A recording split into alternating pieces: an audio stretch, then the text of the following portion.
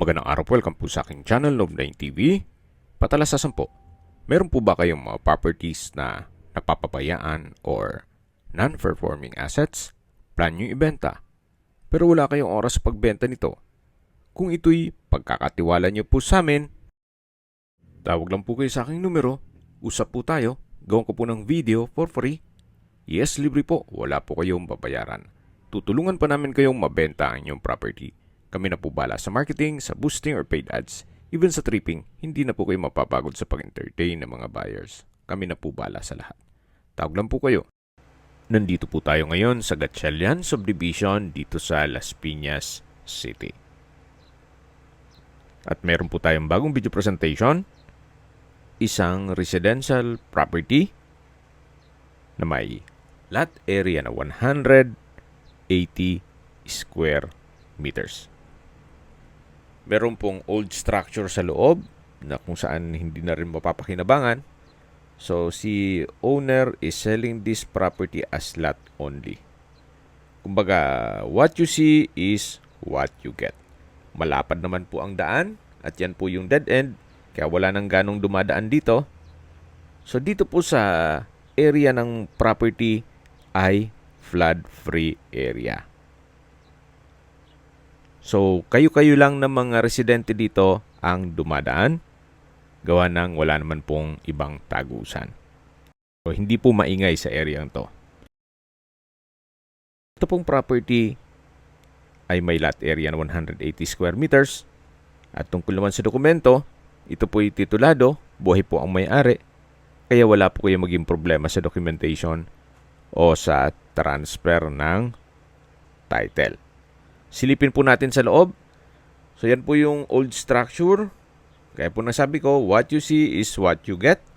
So, wag niyo pong pansinin yung mismong lumang bahay. Ito pong property ay patag naman po at regular cut. Kaya usable lang po lahat. Kaya kung hanap niyo po isang lupang malapit sa Metro Manila, ito na po yung hinahanap nyo. Kaya po nang sabi ko sa inyo, ito po yung flood-free at malapit po sa lahat ng business establishments.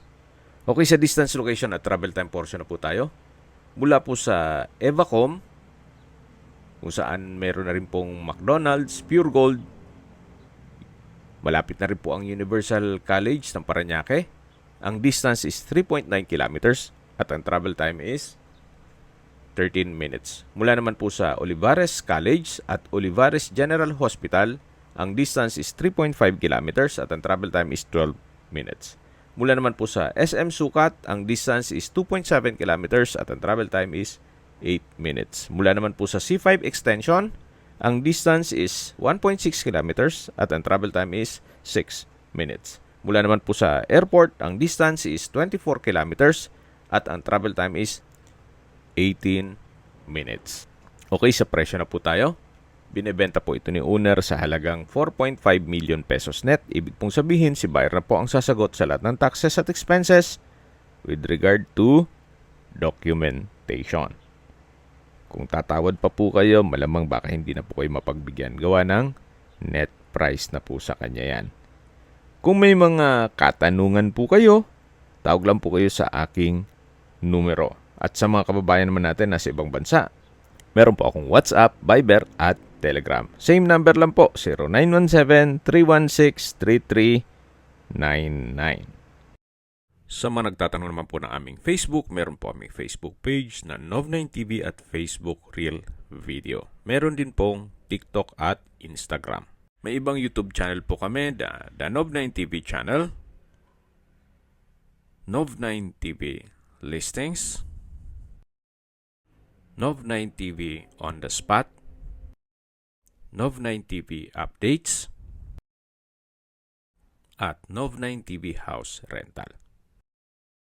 Sana po naibigyan nyo ang video presentation. Paki-like and subscribe na lang po sa aking channel para ma-update din po kayo sa aking future listings.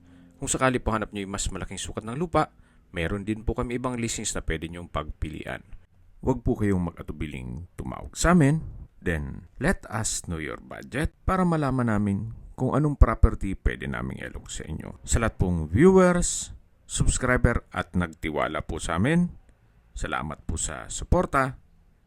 Ingat po kayo lagi at yung pamilya. Maraming salamat po.